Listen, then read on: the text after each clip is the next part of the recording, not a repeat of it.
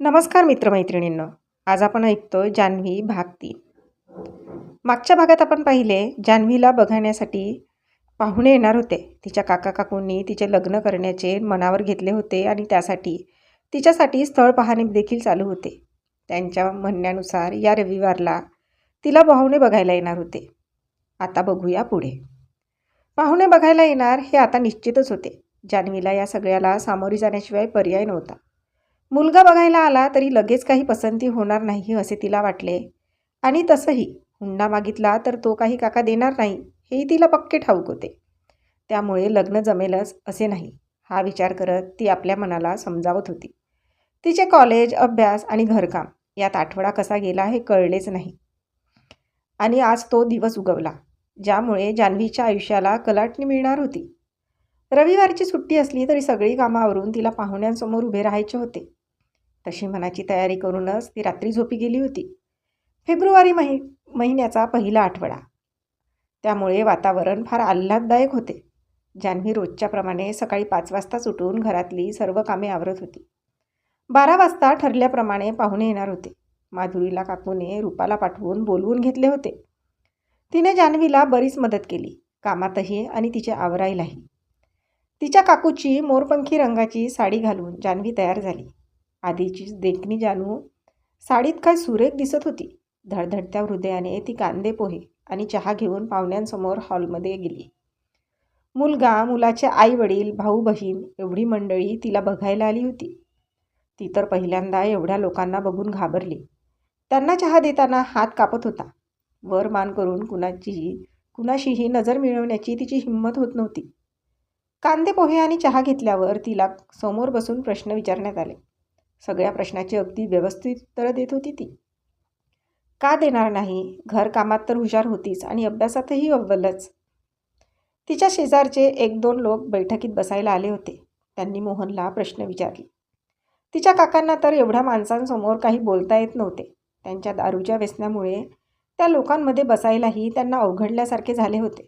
मुलाचे वडील मात्र फार मनमोकळ्या स्वभावाचे होते, पण मुलगा मात्र काहीसा अबोलच. मुलाकडच्या मंडळींना जानूला बघताच पसंत केले. सुंदर, सुशील, सोज्वळ आणि घरकामातही आणि अभ्यासातही हुशार. जान्हवीला नापसंत करणे अशक्यच. पाहुणे मंडळी होकार कळवून निघूनही गेली. काका पण लगेच होकार देणारच होते, पण जान्हवीच्या काकूने आधीच सांगितले होते लगेच उत्तर देऊ नका म्हणून. माधुरी आणि जान्हवीला मात्र मुलगा मुळीच आवडला नाही. कसा आवडणार?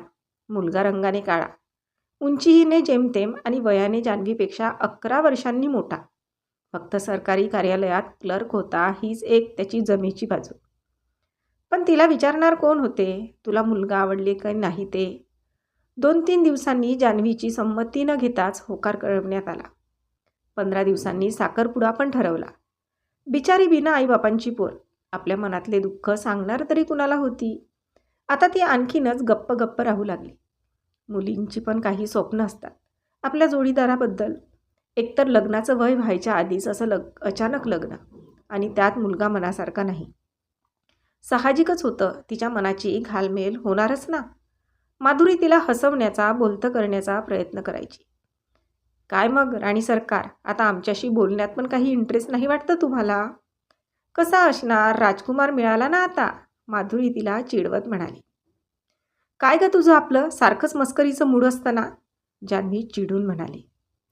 सॉरी यार, चुकलं माझं, पण तू अशी चिडू नकोस ग. काय चाललं तुझ्या मनात याची कल्पना आहे ग मला, पण असं मूड ऑफ करून त्यातून मार्ग निघणार आहे का? सरळ सांगून टाक ना तुला तो आवडला नाही म्हणून, माधुरी तिला समजावत म्हणाली. सांगून कोण ऐकणार आहे माझं? उगीच परत बोलणी ऐकावी लागणार ती वेगळीच. तुझ्याशिवाय कुणी नाही ग मला मन मोकळं करायला. जान्हवीच्या डोळ्यातून अश्रू उभे राहणे साहजिकच होते. तिच्या मनाची काय घालमेल चालली होती हे कुणाला कसे कळू शकणार होते? माधुरी तिच्या खांद्यावर हात टाकून तिला जवळ घेतले आणि दोघींच्याही डोळ्यात अश्रू उभे होते. जानू, तुला माझ्या आईने घरी बोलवलंय आज. मला माहीत आहे तुला वेळ नसणार आहे, म्हणून शेवटचा पिरियड बंक करून जाणार आहोत आपण, माधुरी तिला पुढचं बोलायची संधी न देता ऑर्डर देत म्हणाली. ठीक आहे, तू म्हणशील तसं. जान्हवीनेही लगेच होकार दिला, कारण माधुरीची आई तिला फार जवळची वाटायची. त्यांना बघून आपली आईसुद्धा अशीच असेल असं वाटायचं तिला. जानू फार दुखावली आहे, गप्प गप्प असते हे माधुरीने आईला सांगितलं होतं. म्हणून तिच्या आईने जानूला घरी आणायला सांगितले. कशी आहेस जानू? माधुरीची आई प्रेमाने तिच्या खांद्यावर हात टाकत म्हणाली. मी ठीक आहे काकू, तुम्ही कशा आहात? ठीक. तुम्ही दोघी हातपाय धुवून घ्या, मी गरमागरम उपमा केला आहे तो खाऊन घ्या आधी, माधुरीची आई म्हणाली. नाश्ता आणि चहा घेऊन झाल्यावर माधुरीची आई जानूला समजावू लागतात. खरं तर त्यांना पण वाईट वाटत असतं जानूबद्दल. माधुरीपेक्षा हुशार होती ती. स्वतःचं करिअर घडवता आलं असतं तिला, पण तिची परिस्थिती त्यांच्यापासून लपून राहिलेली नव्हती.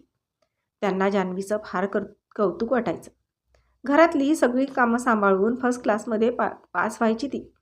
स्वभाव पण अगदी लागवी होता तिचा.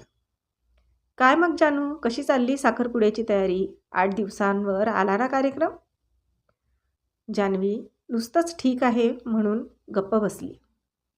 अगं बाळा, अशी उदास का राहतेस? सर्व ठीक होईल ग, नको काळजी करूस. जान्हवीच्या डोळ्यात पाणी आलं. माधुरीची आई तिला जवळ घेऊन प्रेमाने थोपटत होती. सर्व योगायोगाने घडत असतं ग, आणि तुला इथे त्रास कमी आहे का? बघतोय ना आम्ही. तुला आता हक्काचं घर आणि हक्काची माणसं मिळणार आहेत. तू एवढी समंजस आहेस. सासरच्या लोकांना पटकन मन जिंकून घेशील, आणि शिक्षण तर लग्नानंतरसुद्धा पूर्ण करता येईल. माधुरीची आई तिला प्रेमाने समजावत होती. तीही त्यांचे सगळे ऐकून घेत होती. त्या आपल्या अनुभवाने सांगतायत हे तिलाही कळत होते. तिथली लोक समजून घेतील का मला? जान्हवी विचारत होती. का घेणार नाहीत? आणि ते तुझं हक्काचं घर असेल. तुला रुसण्याचा, हट्ट करण्याचा सगळे अधिकार असणार आहेत तिथे. हे ऐकून जान्हवीच्या ओठांवर हसू आले. बघ, हसताना किती सुंदर दिसतेस. अशीच कायम हसत राहा, आणि आता आपल्या दुःखाचे दिवस संपत आले असे समजून नवीन आयुष्याला सामोरी जा. किती प्रेमळ शब्दात माधुरीच्या आईने तिला समजावून सांगितले. हो काकू, तुम्ही म्हणताय तर मी प्रयत्न करते, जान्हवी अगदी आज्ञाधारक मुलीप्रमाणे म्हणाली. घरी येऊन घरातली सगळी कामं, रूपा आणि सुमितचा अभ्यास आणि स्वतःचाही अभ्यास, हे सगळं करेपर्यंत बरीच रात्र झाली होती.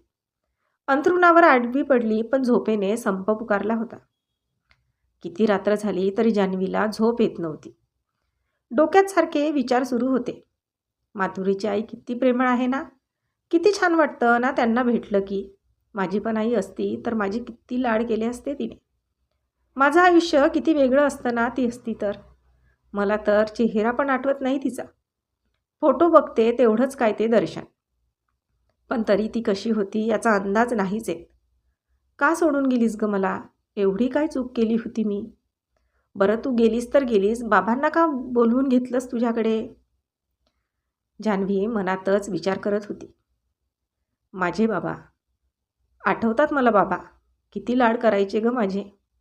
मागितले ते घेऊन द्यायचे, फिरायला न्यायचे, लहान मुलासारखे खेळायचे माझ्याशी. किती सुंदर आठवणी आहेत बाबांच्या. बाबा, तुम्ही तरी का गेलात हो मला एकटीला सोडून? माझ्याच बाबतीत का हे सगळं घडलं?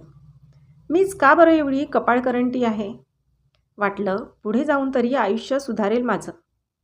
माझ्या कोणत्याच मैत्रिणीच्या लग्नाचा विषयसुद्धा सुरू नाही. माझंच का ठरतंय लग्न? ठरलं तर ठरलं, पण वरती मुलगा तरी चांगला हवा ना. किती मोठा आहे माझ्यापेक्षा वयाने. मन मोकळं बोलू शकेन का मी त्याच्याशी? वागू शकेन का मन मोकळं? कसा संसार करेन मी? भूतकाळ वाईट होता म्हणून मला भविष्याची स्वप्न पण बघण्याचा अधिकार नाही का? किती दुःख सोसले मी लहानपणापासून. साधं आईचं दूध पण नव्हतं माझ्या नशिबात. काकू पण किती स्वार्थी आहेत. काकूने मोलकरीण करून ठेवली आहे मला. आधीच नियतीचे घाव घातला तरीसुद्धा एवढे वाईट वागतात हे लोक माझ्याशी. यांना जरासुद्धा दयामाया येत नसेल का माझी? माधुरीची आई म्हणते तेही बरोबरच आहे म्हणा. मला हक्काचं घर, हक्काचं माणूस मिळेल. या घरावर माझा कुठे हक्क आहे? साधा एक कप फुटला तरी काकू किती ओरडते मला. कधी कधी तर मारते सुद्धा. माझ्या हक्काच्या घरी नाही ना कुणी मला ओरडणार. मला घेईल का ते सांभाळून?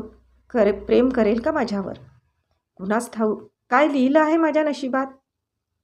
कितीतरी वेळ जान्हवीच्या मनात विचारांचं द्वंद्व सुरू होतं. पहाटे पहाटे झोप आली तिला.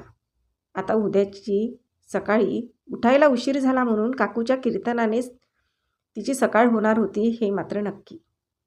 तर आजचा भाग इथपर्यंतच. भेटूया पुढच्या भागात लवकरच. तोपर्यंत आमची ही नवीन स्टोरी तुम्हाला कशी वाटते हे कॉमेंट करून सांगायला विसरू नका. आणि अजूनपर्यंत आमच्या चॅनलला